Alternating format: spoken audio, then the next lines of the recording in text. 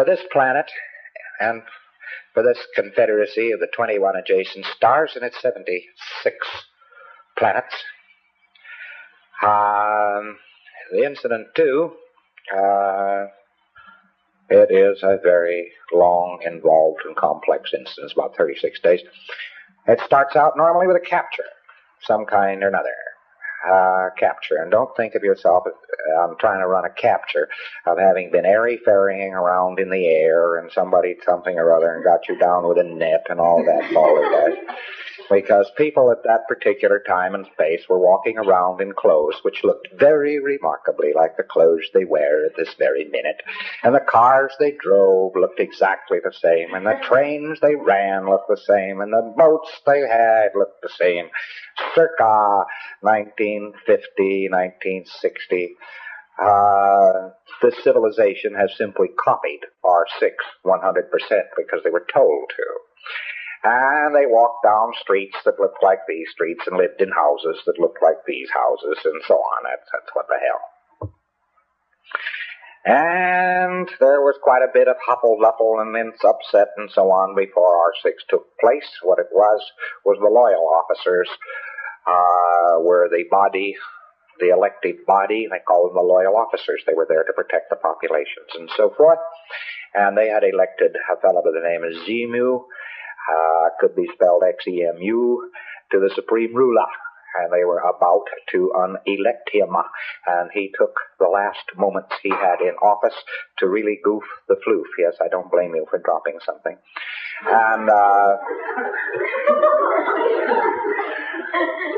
he took these last moments to really upset it. He, of course, had several key birds who were close to him. He was a suppressive, banned all suppressives. He got these administrators and so on and heads of planets in various positions and places. He picked out all the cowboys in the white hat, and he got rid of them first, fast, and then troops, not knowing what the hell they were doing, but fed all kinds of false orders, were fed in against the population to pick them up, one after the other. Rat-a-tat-tat-tat-tat-tat-tat. One of the mechanisms they used was to tell them to come in for an income tax investigation. And the United States just copies income tax. They're just R6. They're a bunch of dramatizing psychotics, these guys. So in they went, and the troops started slaughtering them, and then the troops, of course, were ordered out to get a hold of certain bodies of renegade troops, which were ordered to get certain bodies of bad troops, and they shot each other up and implanted each other and wiped it out. They were making billiard balls out of these places. They were imported. They were actually, the trick was to shoot somebody, disable somebody, very often a needle into a lung, and at the same time to hit him with frozen alcohol and glycol, which preparation is guaranteed to pick up a Thetan. All he had to do was pick him up and put him in a refrigerator, and they had him, boy.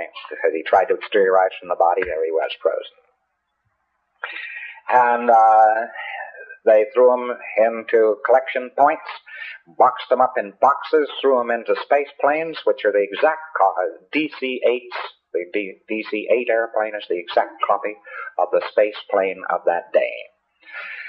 And no difference, except the DC-8 had fans, propellers on it, and the space plane didn't. And they threw them into refrigerated units and so on, in view of the fact that Einstein was absolutely right. No man can't go faster than the speed of sound, or speed of light, which is a bunch of balderdash. The length of time from the planet Coltis to the planet Tigiak, which is the name of this planet, was 9 weeks, and you'll see that it's many light years. Coltis is one of the planets, and is to this day one of the planets of the North Star, Polaris. And people were buried in here by the billions and the billions and the billions, and they were buried in here with boxes, and they were put in boxes and stacked around, and the people who were on this planet already just caught it in the teeth. They weren't bothered. Nobody bothered to pick them up.